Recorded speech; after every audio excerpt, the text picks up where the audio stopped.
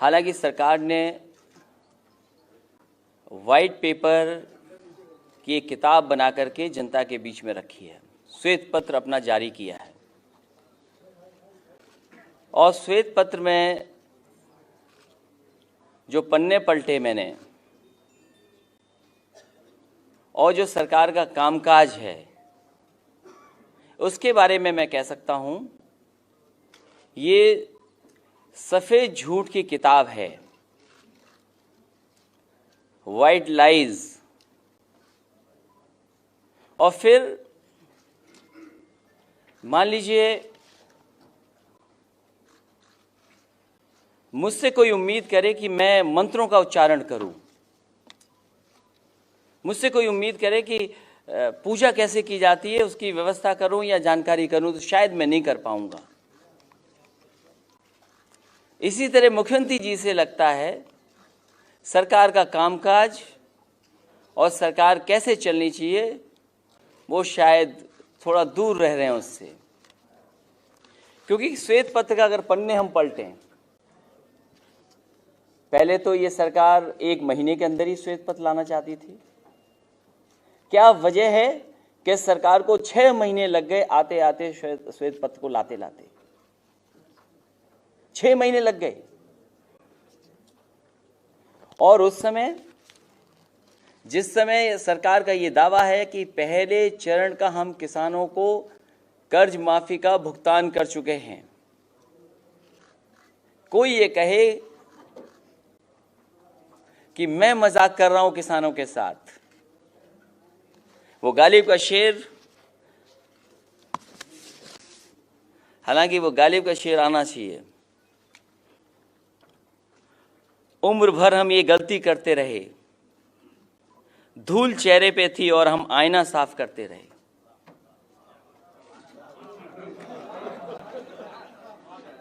हमसे कोई कह रहा है कि हम किसानों का मजाक कर रहे हैं। मैंने इटावा के 3 किसानों का इंटरव्यू देखा है, अखबारों में पढ़ा मैंने कि किस तरीके से सर्टिफिकेट को फाड़ दिया जो सर्टिफिकेट सरकार ने दिया, किस तरीके से सरकार ने कर्ज माफी पर धोखा दिया किसानों को। हमें वो दिन आज भी याद है जिस समय केंद्र सरकार और भारतीय जनता पार्टी ने दावा किया था, जनता के बीच में चुनाव में कहा था कि हम सब कर्ज माफ कर देंगे। इनके लोगों ने घर जाकर के कहा कि हम मकान भी देंगे, कर्ज भी माफ करेंगे, कुछ पैसा अकाउंट में भी पहुंचा देंगे। तो किसान सोच रहा था कि पूरा कर्ज माफ होगा। देश के इतिहास में, दुनिया के इतिहास में और लोकतंत्र के इतिहास में कभी भी किसानों का पैसे में कर्ज माफ नहीं हुआ होगा। वो भी उदाहरण भारतीय जनता पार्टी ने पेश कर दिया।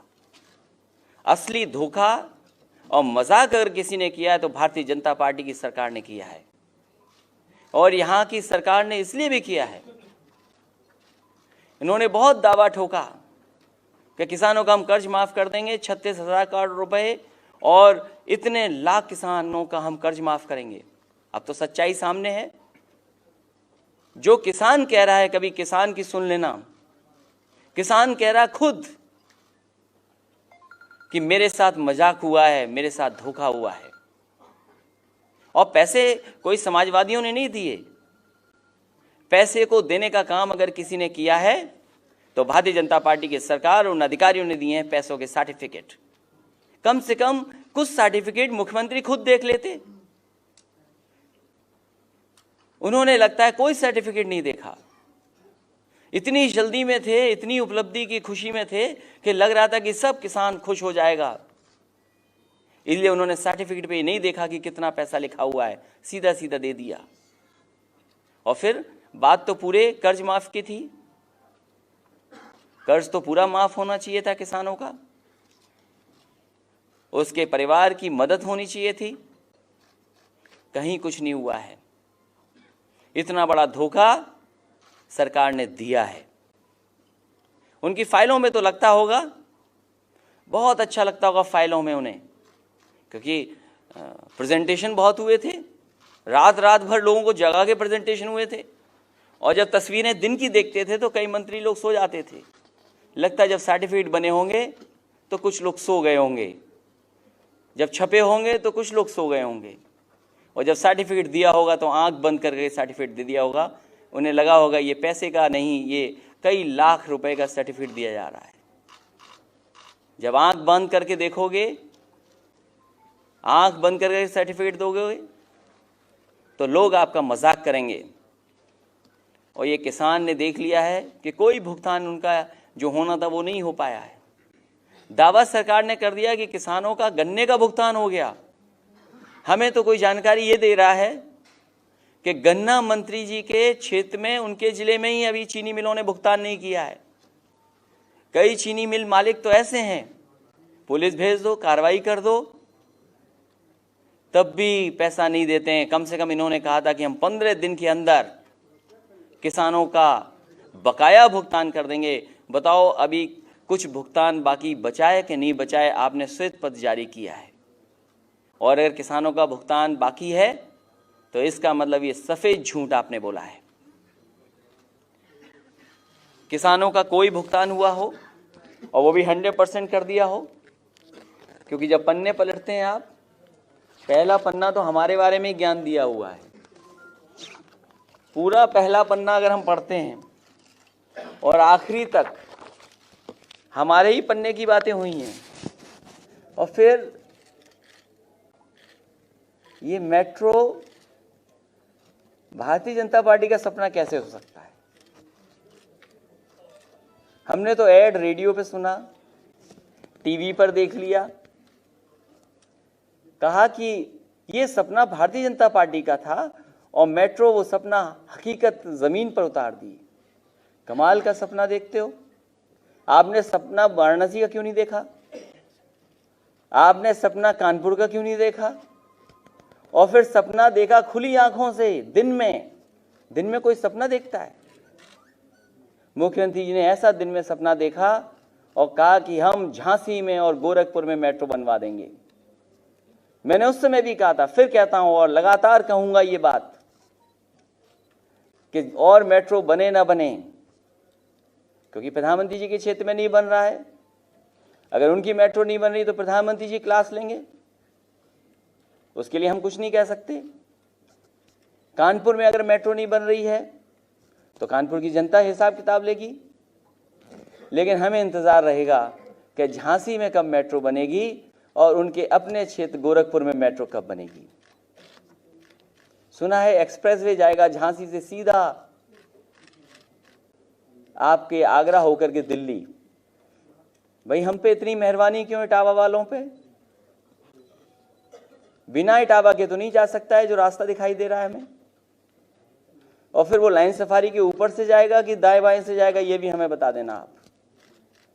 सुना है कि जो एक्सप्रेसवे जाने वाला है झांसी से, वो आगरा होकर के दिल्ली जाएगा। तो हम इटावा वालों पे इतनी मेहरबानी क्यों? हमारे किसानों पे ही मेहरबानी कर देते। जो अभी कुछ पैसा बांटा है आपने, उनका लाखों रुपया दे देते तो शायद वो खुशी में झूमने लगते और आपके पक्ष में कुछ बोलते भी किसान। एक्सप्रेसवे बन रहा है और कहा जा रहा है कि लखनऊ आगरा एक्सप्रेसवे को दिसंबर 2016 में उद्घाटन कर दिया गया, जबकि side road, drain, fencing, public amenity, toll booth, traffic management system, ये आपने कुछ इसमें तय किया था? ये पहले से ही तय था? इसके बारे में तो शायद वो जानते भी नहीं होंगे कि ये चीज़ें हैं उसमें। लगता कोई बहुत समझदार अधिकारी है जो उनके कान में बता रहा है। ये अधिकारी हमें भी कसम खा के कहते थे कि हम आपके वफादार रहेंगे, हम आपके वफादार हैं, और चुपचाप चले जाते थे। हमारे प्रेजेंटेशन भारतीय जनता पार्टी को दिखाते थे। वफादारी का कहते थे, हम वफादार हैं। लगता उन्हीं अधिकारियों ने लिख करके आपको दिया है। इसमें आपका कोई योगदान नहीं है। साइड रोड बन रही है, ड्रेन बन रहे हैं, एमिनिटी की बिल्डिंगें बन गई। आपको तो ये बताना चाहिए कि जब से समाजवादी सरकार गई है आपने काम कितना रोक दिया है। ये सब काम पूरे हो जाते, लेकिन 6 महीने में पूरा का पूरा काम रोक दिया। एक भी काम नहीं हुआ इसमें। और फिर कह रहे कि एक्सप्रेसवे आधा अधूरा। मैंने उस दिन भी हाथ खड़े करवाए थे, वो गलती दोबारा नहीं करूंगा मैं। लेकिन मैं ये जानता हूं, क्योंकि जानकारी इसलिए है, हमारा शहर, हमारा गांव और हमारा संसदीय क्षेत्र उसी हिस्से में पड़ता है। कम से कम 10,000 से ज़्यादा गाड़ियां आज उस पर चल रही हैं। मेहरबानी कर करके उस पर से हमारी गाय माता हटा दो, उनको कहीं सुरक्षित भेज दो, तो लोग भी सुरक्षित चल जाएं। उस पर गोबर पड़ा हुआ है, गोबर का गोबर पड़ा हुआ है। और फिर गड्ढे बंद की बात थी, कितना गड्ढा बंद हुआ होगा, गड्ढा मुक्त सड़कें होंगी। एक बार तो मुझे सुनने में आया कि मुख्यमंत्री खुद ही कह रहे थे कि गड्ढों की जांच होगी। तो कैसी है सरकार कि मुख्यमंत्री अपने उप मुख्यमंत्री की जांच करें, और उप मुख्यमंत्री पिछड़े हैं, वो हर चीज में पिछड़ गए।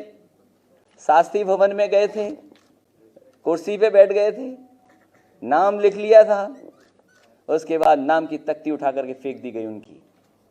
ये भी श्वेत पत्र में आता तो अच्छा लगता कि उप मुख्यमंत्री शास्त्री भवन में बैठ गए थे, उनकी तख्ती हटा दी थी।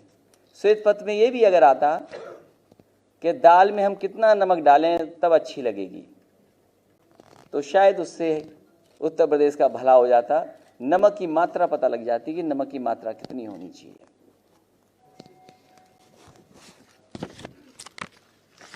आपके श्वेत पत्र के बारे में चिकित्सा एवं स्वास्थ्य, इसमें कहा है कि हम लोगों ने कोई सीटी स्कैन नहीं लगाई, एमआरआई भी नहीं लगाई। कम से कम इस श्वेत पत्र में वो मंत्री जी की तस्वीर आ जाती या विधायक जी की तस्वीर आ जाती जो रिवॉल्वर लेकर के एमआरआई में चले गए थे। अरे श्वेत पत्र में होना चाहिए था, और इसलिए होना चाहिए था कि उन्होंने एमआरआई और सीटी स्कैन की बात की। वो बात पूरी तब तक नहीं हो सकती जब तक वो बीजेपी के जो नेता थे उनकी रिवॉल्वर की तस्वीर एमआरआई वाली न छपती। कितने अच्छे वो थे कि उन्होंने एमआरआई की मशीन का नुकसान कर दिया। और फिर कहा जा रहा है गत सरकार स्वास्थ्य सेवाओं में किस हद तक उदासीन थी, इसका आकलन इस बात से किया जा सकता है कि 108 एम्बुलेंस पर ना तो संविदा कर्मी की व्यवस्था थी और ना ही आवश्यकता पड़ने पर 108 एम्बुलेंस उपलब्ध हो पाती थी। कमाल है, आंकड़े आपके पास होंगे। 108 एम्बुलेंस, और ये सुविधा देना चाहते हो। अब तो सरकार आपकी है। हम तो कहते हैं कि 108 के जो कर्मचारी हैं, जो कभी कभी अपनी मांग उठाते हैं, जिस तरीके से शिक्षा मित्र अपनी मांग उठाते हैं, जिस तरह आंगनबाड़ी के लोग अपना सवाल उठाते हैं, आशा कार्यकर्ता सवाल उठाते हैं, या फिर रसोइया वाले कभी कभी सवाल उठाते हैं, रोजगार सेवक वाले सवाल उठाते हैं। आपकी तो सरकार दोनों जगह है, 2 इंजन वाली सरकार है। ये तो बुलेट ट्रेन से ज़्यादा तेज चलनी चाहिए। 2 इंजन, उत्तर प्रदेश का और केंद्र का इंजन दोनों साथ साथ चलें तो कितनी रफ्तार होगी। तो ये कम से कम इनकी समस्याएं समाधान कर दो आप। बेसिक शिक्षा, आप बेसिक शिक्षा के बारे में श्वेत पत्र किया है। खाना हम दे रहे थे अक्षय पात्रा से। सरकार समाजवादियों की होती तो उत्तर प्रदेश के हर जिले में एक ऑटोमेटिक किचन होती, जिससे कि समय पर खाना बनता, गरम गरम खाना बच्चों को मिल जाता। मैं जानना चाहता हूं कि कितना बच्चों को आप खाना गरम गरम पहुंचा रहे हैं। मिल्क, वो तो हमारी योजना शुरू की गई थी, कितना मिल रहा है। फल बंद कर दिए गए, हफ्ते में 1 दिन फल देने का इंतजाम था। बैग पे कितना काला लगाया आपने, उसके बावजूद भी हमारा नाम नहीं छिपा पाए, और वो पोल खुल गई जाके गुजरात में आपकी। शिक्षा मित्रों के बारे में मैं कह चुका हूं, इतना अपमानित शिक्षा मित्र कभी नहीं हुए होंगे जितना शिक्षा मित्र अपमानित हुए हैं इस सरकार में। हमने सम्मान दिया, लेकिन अब उनका सब सम्मान छीन लिया इस सरकार ने। क्योंकि जांचें हो रही हैं, रिवर फ्रंट जांच, अच्छी बात है, जांच हो जाएगी, सच्चाई और सफाई सब सामने आ जाएगी। कम से कम दूसरे हिस्से में भी काम चलता रहता तो ठीक रहता, शायद लखनऊ की सुंदरता उससे बढ़ जाती। हम तो एक उन्हें सुझाव देंगे, हमने 18 लाख लैपटॉप दिए थे, उससे ज़्यादा। आप एक बार सब बच्चों से लैपटॉप वापस ले लो। जात पूछ लो, धर्म पूछ लो, क्योंकि आपकी भाषा ये है कि हम हर योजना जात के आधार पर चलाते हैं, हम हर योजना धर्म के आधार पर चलाते हैं। अरे कभी जाओ नदी के किनारे, शाम को देखना नज़ारा क्या है, और नज़ारा और अच्छा देखना है तो लाइट ऑन कर देना, फव्वारा चला देना, तब नज़ारा नज़र आएगा कि नज़ारा क्या है। इसलिए हमारे पीछे पड़े हो कि हमने साबरमती से अच्छा क्यों बना दिया। इसलिए कम से कम मुख्यमंत्री जी को जाना चाहिए। मैंने तो उप मुख्यमंत्री जी को कहा था, उप मुख्यमंत्री जी को इसलिए कहा था कि उनकी नई नई शादी हुई थी। मैंने कहा कि आप नदी के किनारे जाओ, सेल्फी खिंचवा के आओ, तो लगेगा कि कितना नया और अच्छा नदी का किनारा हमने बनाया है। मैं तो कहूँगा कि उत्तर प्रदेश में सैनिक स्कूल एक आया था, कांग्रेस के सहयोग से हमने 3 सैनिक स्कूल बनाना शुरू कर दिए थे। कम से कम ये सरकार बताए आने वाले वक्त में उत्तर प्रदेश में कितने सैनिक स्कूल आएंगे। मॉडल स्कूल बन के तैयार हैं, हम चलाना चाहते थे पीपीपी पे। आपको पीपीपी पे चलाने का शौक है क्योंकि मेट्रो पीपीपी पे आप दे रहे हैं, तो कम से कम ये मॉडल स्कूल कैसे चलेंगे, उसका इंतजाम कौन करेगा, वो शायद श्वेत पत्र में नहीं आई बातें। आपके सेंट्रल स्कूल कितने आएंगे, कम से कम हमें ये बता दें कि कितने सेंट्रल स्कूल आप लाने का काम करेंगे। उस शिक्षा की बात की, जो यूनिवर्सिटियों को पैसा मिला वो भी रोक दिया। हमारे स्पीकर साहब सिद्धार्थनगर में यूनिवर्सिटी बना रहे थे, वो जानते होंगे कि कितना बजट आया होगा, कितना बजट मिला है उन्हें, उनका बजट भी काट दिया। वो यूनिवर्सिटी कब पूरी होगी, उसमें नेपाल के बच्चों के लिए भी हॉस्टल बनाए जा रहे थे। वहीं गोरखपुर में भी हमने दिया, हॉस्टल दिया था, कम से कम वो बच्चे जो नेपाल के पढ़ने आना चाहते वो पढ़ के आ जाएं। पूर्व प्रधानमंत्री चंद्रशेखर जी के नाम पर हमने यूनिवर्सिटी दी थी बलिया में, उसका भी पैसा काट दिया। हम तो जानना चाहते हैं सरकार कितनी और नई यूनिवर्सिटी लेकर के आएगी। वो मैंने भी प्राइवेट यूनिवर्सिटियों की बात नहीं की है, केवल सरकारी यूनिवर्सिटियों की बात की है। AKTU में जितना सरकार कर सकती थी सरकार ने किया। जिस म्यूजियम का आपने उद्घाटन किया उसका शिलान्यास और उसका काम अगर किसी ने किया था तो समाजवादी लोगों ने किया था। अब्दुल कलाम साहब के नाम पर जो म्यूजियम, जो उनके बारे में सजावट हुई थी, आपने तो हमारा नाम भी नहीं लिया। नाम कैसे ले लेते जब सपना ही आपका था। वो भी कलाम साहब के बारे में यूनिवर्सिटी में जो बना वो भी सपना आपका था। कमाल के लोग, वो सपना कैसा देखते हो, दूसरे का सपना अपनी आंखों में देखने लगते हो। चिकित्सा शिक्षा, हमने इंतजार रहेगा कि कितने मेडिकल कॉलेज बनाओगे। समाजवादी सरकार लगातार नेताजी से लेकर के हम लोगों ने बड़े पैमाने पे मेडिकल कॉलेज बनाए हैं। सैफई का मेडिकल कॉलेज शानदार मेडिकल कॉलेज और यूनिवर्सिटी बनकर के तैयार हो गई है, चल रही है। ये लोहिया इंस्टीट्यूट नेताजी ने शुरू किया था, मैं इसको मेडिकल कॉलेज तक लेकर के चला गया। इन्होंने भी सपना देखा, और सपना क्या देखा, उद्घाटन किया हुई चीज को उद्घाटन कराए। यहाँ के मेयर साहब थे, हम उनके बारे में नहीं कुछ कहना चाहते हैं, शायद मुख्यमंत्री जी को नहीं पता होगा, वही वफादार अधिकारी कोई आया होगा और खान में कहा होगा कि अभी उद्घाटन नहीं हुआ है, इसका आप मूर्ति लगा करके उद्घाटन कर दो। और लोहिया इंस्टीट्यूट जो मेडिकल कॉलेज बन गया है, उसमें दरवाजे पर एक प्रतिमा लगा दी पूर्व हमारे मेयर राय साहब को, उनको पता भी नहीं होगा, और वो हो गया कि उद्घाटन उन्होंने किया है। कन्नौज का मेडिकल कॉलेज, जालौन में मेडिकल कॉलेज, बांदा में मेडिकल कॉलेज, आपका चंदौली में बनना है मेडिकल कॉलेज, बिजनौर में बनना है, बदायूं में बनना है, अरे आजमगढ़ में बनना है, जौनपुर में बन रहा है मेडिकल कॉलेज। और गोरखपुर में हमने दिया 500 बेड का अस्पताल, 200 बेड का जो जैपनीज इंसेफेलाइटिस का जो वार्ड बना हुआ है वो भी हमने और अहमद साहब ने उसका उद्घाटन किया है। MRI दी, CT स्कैन दिया वहां पर, और ये 500 बेड का वहां अस्पताल बन करके तैयार है। लेकिन कमाल के मुख्यमंत्री हैं, अपने ही जिले का काम नहीं कर रहे हैं। कम से कम 6 महीने में तो उसको बना के तैयार कर देते।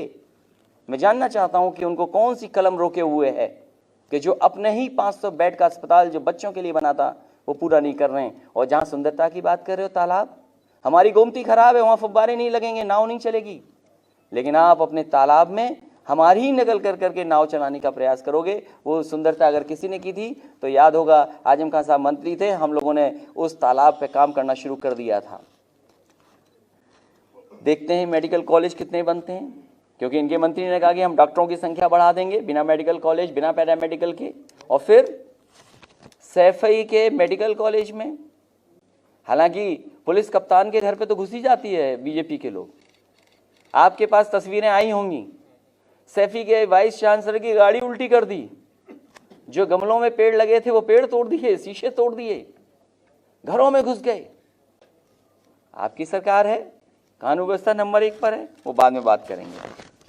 बिजली का सवाल, कहा कि हम इतने लाख गांव में बिजली लगा चुके हैं, कनेक्शन दे दिए हैं, और इतने करोड़ कनेक्शन करेंगे। कम से कम ये तो बता देते कि जो गांव में कनेक्शन लिए उनको बिजली पहुंचा रहे हैं, आपकी नहीं पहुंचा रहे हैं। और फिर लखनऊ में ही बिजली जाने कितनी बार आती हो जाती है, लखनऊ जैसे शहर में। और फिर ये याद होगा आपको कि जब श्याम राव देव चौधरी जी धरना पे बैठ गए थे भूख हड़ताल पर, उस समय हमारी सरकार थी, मैंने विधायक जी को और उस समय के भारतीय जनता पार्टी के बड़े नेता आदरणीय लालजी टंडन जी को बुलाया था, और मैंने उनसे कहा कि आप धरने पर मत बैठिए, आपकी मांग क्या है। उन्होंने कहा कि हमें 24 घंटे बिजली बनारस में कर दो। मैंने उसी दिन फैसला ले लिया और बनारस में 24 घंटे बिजली उपलब्ध करा दी। उस समय मैंने भी उनसे कहा कि आपकी केंद्र में सरकार है, उत्तर प्रदेश का कोटा बढ़वा दो बिजली का।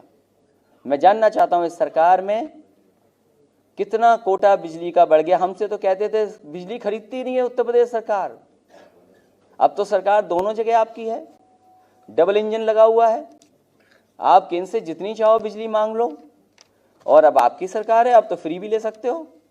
दरवाजा खटखटाइए, जैसे आपने कर्ज माफी के लिए सब दरवाजे खटखटाए थे, कोई दरवाजा नहीं खुला था आपके लिए, शायद बिजली के लिए भी यही होगा, और ट्वीट कर दिया जाएगा, उससे आपका दिल बहल जाएगा। बताओ तो और बोलें।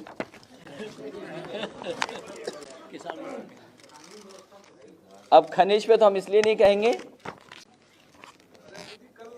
अभी रुक जाइए, अभी रुक जाइए। खनिज, मैंने सदन में भी कहा था कि क्या वजह है कीमत बढ़ती चली जा रही है, सरकार अच्छा बताएगी। मुझे तो याद है बांदा का एक दिन मैं देख रहा था और अखबारों में भी पढ़ा था मैंने कि वहाँ पर आंदोलन कर दिया था ढोने वाले लोगों ने, और उसके बाद आंदोलन जैसे तैसे ख़त्म हुआ, ओवरलोडिंग ख़त्म हो गया शायद, लेकिन ओवरलोडिंग फिर शुरू हो गई। जब ओवरलोडिंग चल रही थी, रोकने का काम चल रहा था, तो बहुत प्रचार किया गया ओवरलोडिंग नहीं हो सकती है। बताओ ओवरलोडिंग हो रही है कि नहीं हो रही है? सुनने में आ रहा है कि ओवरलोडिंग फिर शुरू हो गई है। कुछ कारोबार ऐसे हैं जिनमें सरकार को पूरी ताकत लगा देनी चाहिए, तब रुक पाएगा वो कारोबार। लेकिन जब सरकार के ही लोग करें तो फिर आप क्या कर सकते हो उसमें? शायद खनिज और खनन में कुछ साथी हैं सरकार के ही लोग लगे हुए हैं। मुख्यमंत्री जी बेहतर समझते होंगे क्योंकि उन पर अधिकारी बड़ी संख्या में हैं और वफादार अधिकारी उनके पास हैं जो कान में ठीक बात बता देंगे उनको। जितना काम समाजवादियों ने किया है मथुरा में, मथुरा, वृंदावन, गोवर्धन, बरसाना, और चाहे अयोध्या और चाहे काशी, इतना शायद ये सरकार नहीं कर पाई है। मैं तो कहता हूं कि आंकड़े निकलवा लें कि ओलावृष्टि में पैसा कितना दिया था। अभी जो बट पाया है पैसा, ओलावृष्टि में ज़्यादा पैसा दिया था, किसानों का कर्ज माफी में कम पैसा बटा है। वहाँ पे नदी का किनारा लखनऊ से सुंदर बनने जा रहा था, वृंदावन के घाट भी सुंदर हो जाते, वो भी रोक दिए गए। वृंदावन में नाले में बदबू आती थी। इस्कॉन टेम्पल से लेकर के अक्षय पात्रा का जो मंदिर है और जो मुख्य है, वहाँ पार्किंग से लेकर के तमाम इंतजाम अगर किसी ने किए तो समाजवादी सरकार ने किया है। गोवर्धन जहाँ परिक्रमा लगाते थे, सबसे ज़्यादा लोगों को सहूलियत, पार्किंग, जो जन सुविधाएं होती हैं उनका इंतजाम अगर किसी ने किया तो समाजवादी सरकार ने किया है। सबसे ज़्यादा रोडें स्वीकृत की हैं। केवल मुख्यमंत्री ये बता दें कि उसमें उन्होंने बजट कितना दिया है, ये बता दें हमें। हमने बजट ज़्यादा स्वीकृत किया था या मुख्यमंत्री ने बजट ज़्यादा दे दिया था? ये बहुत ही धार्मिक हैं, ये ठप्पा और ठेका लिया हुआ है इन्होंने धर्म का। हम जानना चाहते हैं, केवल हम अपने भगवान कृष्ण भगवान के बारे में जानना चाहते हैं कि ये बताओ कि इस सरकार ने ज़्यादा काम किया है कि पुरानी सरकार ने ज़्यादा काम किया है। और हिसाब किताब श्वेत पत्र जैसा हो कि 6 महीने में या उससे पहले सरकार ने किसने ज़्यादा पैसा दिया है वृंदावन और कृष्ण भगवान के लिए? इस सरकार ने कि हमने? और यही बातें आगे की भी हैं। इसलिए पर्यटन के लिए जितना काम हमने किया समाजवादियों ने उतना नहीं कर सकते थे। ये जो प्रधानमंत्री आवास योजना, लोही आवास योजना में 3,05,000 थे। हम अपने तमाम गरीबों को कहना चाहते हैं, ये झांसे में मत आइए, बहकावे में मत आइए, समाजवादियों की तरफ देखिए। समाजवादियों ने 3,05,000 का दिया था घर। जब कभी हमें सत्ता में मौका मिलेगा, हम गरीबों को अच्छा घर देंगे, जिससे कम से कम वो भी साफ सुथरे अच्छे माहौल में रह सकें, बिजली का इंतजाम भी उनका मुफ्त हो, जो लोही आवास जिस तरह हम दे रहे थे। महिला कल्याण एवं विकास, रानी लक्ष्मीबाई अवार्ड अगर किसी ने बनाया था तो मुझे याद है हमने बनाया था, और उसमें हमारा सहयोग सांसद डिम्पल यादव जी ने भी किया था। और उस समय जो प्रमुख सचिव अधिकारी थी, मैं उनको बधाई देता हूं कि उनकी मेहनत और उनके परिश्रम की वजह से इतना बड़ा अवार्ड बहुत अच्छे तरीके से चलाया गया था। इन्हें बहुत लगता है कि हम जात के आधार पर काम करते थे, धर्म के आधार पर काम करते थे। हम तो उनसे कहेंगे कि सभी अवार्ड एक बार फिर वापस ले लो, रानी लक्ष्मीबाई वाले चेक कर लो, जांच कर लो और फिर वापस कर देना उनको दोबारा। रानी लक्ष्मीबाई सम्मान कोष अगर किसी ने शुरू किया था तो समाजवादी सरकार ने शुरू किया था। आप तो थोड़ा कंजूसी से काम करते हो, हमारा थोड़ा दिल बड़ा था, हम मदद करते थे। और गरीबों की मदद करना ही सरकार की जिम्मेदारी है। बच्चों के भी स्वास्थ्य के बारे में चिंता करना सरकार का काम है। गरीब की देखभाल करना भी सरकार का काम है। एयरपोर्ट, हम 2 एयरपोर्ट मांग रहे थे, जेवर, फाइल देख लें, और आपका आगरा में। हमें कोई एनओसी नहीं दी गई। जिस तरह मेट्रो में एनओसी नहीं दी गई, उसी तरह केंद्र सरकार ने हमें कोई एनओसी नहीं दी, जिसकी वजह से हम आगरा में एक नया एयरपोर्ट बना देते। जेवर में एयरपोर्ट, फाइल मंगवा करके देख लें, वो प्रस्ताव दोबारा किसने भेजा था उसकी भी जानकारी आपको हो जाएगी। समाजवादी सरकार ने जेवर के एयरपोर्ट का दोबारा प्रस्ताव भेजा था। अब देर लगाना काम है उनका, मेट्रो को देर कर दिया, वो तो आप जानते हैं किस लिए कर दिया। आबकारी विभाग के बारे में हम कुछ नहीं कहेंगे, ये छोड़ दीजिए। और अल्पसंख्यक कल्याण के बारे में बहुत चिंता है। ये लगता है आप भी तुष्टीकरण में फंस गए हो। अल्पसंख्यक कल्याण में कह रहे हैं कोई काम नहीं हुआ, हम करेंगे काम। अरे आप क्यों तुष्टीकरण कर रहे हो? आपको किसने अधिकार दिया तुष्टीकरण करने के लिए? और फिर वन एवं वन्य जीव, आपके यहाँ जो चिड़ियाघर बन रहा है, कम से कम उस चिड़ियाघर को अच्छा बना लो। गोरखपुर में हमने ही चिड़ियाघर पुरानी सरकार ने दिया था, उसको काम आगे बढ़ाया था। सुना है कि हमारे सारस संरक्षण वाला केंद्र भी इन्होंने छीन लिया। 4 भालू ले आए वहाँ पर, हिरन एंटीलोप्स ले आए, लाइन्स ले आए, और पहली बार उत्तर प्रदेश में हुआ होगा एशियाटिक लाइन्स का ब्रीडिंग हुई है पहली बार, और 2 बच्चे शेर के वहाँ पर खेल रहे हैं और बड़े हो रहे हैं वहाँ पर। लेपर्ड सफारी बन के तैयार है, लगभग उसकी परमिशन का इंतजार है। सोच लीजिए, हमने लाइन सफारी में एक परमिशन के लिए 1 साल गुजारा है। अगर हमें कोई जानवर रखना होता था, हमें भटकना पड़ता था, हमारे अधिकारियों को लगातार हवाई जहाज में बैठा के दिल्ली भेजना पड़ता था, तब बड़ी मुश्किल से जाकर के हमें परमिशनें मिल पाई थी, तब हम कहीं उद्घाटन उसका कर पाए थे। अब तो सरकार इनकी है, हम 5 जानवर ले आए, 5 जानवर आप भी ले आओ।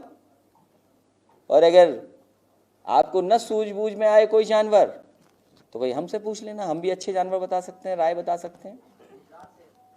वो 2 बच्चे उनके शेर वाले। दुग्ध विकास में हम जानना चाहते हैं, दुग्ध विकास में क्या काम किया है। समाजवादी सरकार ने 2 अमूल के बड़े बड़े प्लांट लगाए थे, और वो प्लांट इसलिए नहीं लगे थे कि भारतीय जनता पार्टी का कोई योगदान था।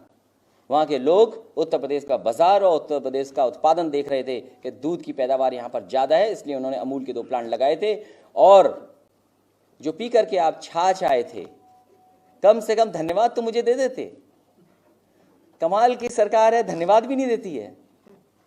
हमारे एमएलसी ले लिए, उसी के धन्यवाद दे देते। अब तो शपथ भी ले लिया आपने छाछ पिया और धन्यवाद भी नहीं दिया। वो तो प्लांट हमने ही लगवाया था, 2 पराग के प्लांट, एक मदर डेयरी का प्लांट। और पराग को सबसे ज़्यादा अगर बजट पे आंकड़ों में पैसा किसी ने दिया तो समाजवादी सरकार ने दिया, जिसमें पाउडर से लेकर के दूध उत्पादन से लेकर के, और हमने कन्नौज में इंतजाम किया था कि अगर बाबा रामदेव गाय के दूध को से मक्खन या घी बना करके कारोबार कर रहे हैं तो हम भी कन्नौज में एक गाय का प्लांट लगा करके पराग की तरफ से गाय का दूध से मक्खन और गाय के ही दूध से घी बना करके बाजार में कारोबार करेंगे। लेकिन इस सरकार ने रोक दिया उसको भी। कम से कम गाय के मक्खन का मामला है, घी का मामला है, वो तो चालू करो, और वो भी हमें कन्नौज में नहीं तो अपने गोरखपुर में शुरू कर लो, कहीं तो कर लो शुरू। इसलिए दुग्ध विकास के बारे में मैंने बोला, कामधेनु डेयरी की तारीफ न केवल आपके देश में हुई थी बल्कि दुनिया के दूसरे हिस्सों में भी कामधेनु डेयरी जैसी परियोजना के बारे में अच्छी बातें कही गई थी।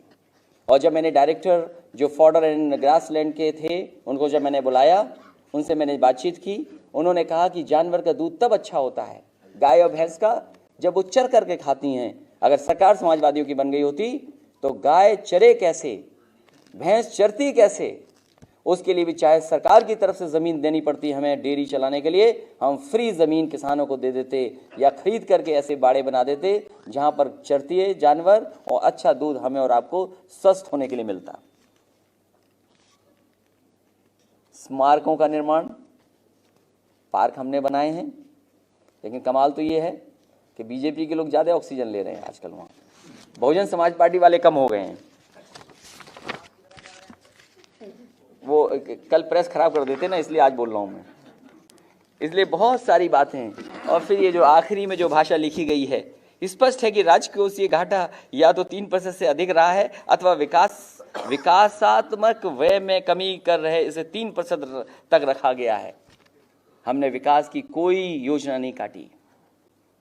और एक पैमाना हो सकता है, मुख्यमंत्री जी बुलाएं अपने ब्रिज कॉरपोरेशन को, निर्माण निगम को, और उनसे जानकारी ले लें कि अमाउंट ऑफ कॉन्क्रीटिंग कितनी होती थी समाजवादी सरकार में और अमाउंट ऑफ कॉन्क्रीटिंग अब कितनी हो रही है, वो जानकारी आपको आ जाएगी। कभी भी समाजवादी पार्टी ने कोई भी विकास की योजना नहीं रोकी होगी। अगर विकास को किसी ने रोकने का काम किया है तो ये भारतीय जनता पार्टी की उत्तर प्रदेश की सरकार है। इसीलिए मैंने कहा कि इनसे विकास की उम्मीद क्यों कर रहे हो, क्यों हम और आप बेवजह श्वेत पत्र और विकास की योजनाओं पे बातें करें, इनके मुद्दे हैं ही नहीं है। नेशनल दस्तक की आपसे गुजारिश है कि अगर इसको बचाना चाहते हैं तो नेशनल दस्तक को सब्सक्राइब करने के लिए रेड कलर के सब्सक्राइब बटन को दबाएं, फिर बेल आइकन की घंटी दबाएं। नेशनल दस्तक को बचाने के लिए बहुत जरूरी है कि हर खबर को शेयर करें, लाइक करें, कमेंट जरूर करें।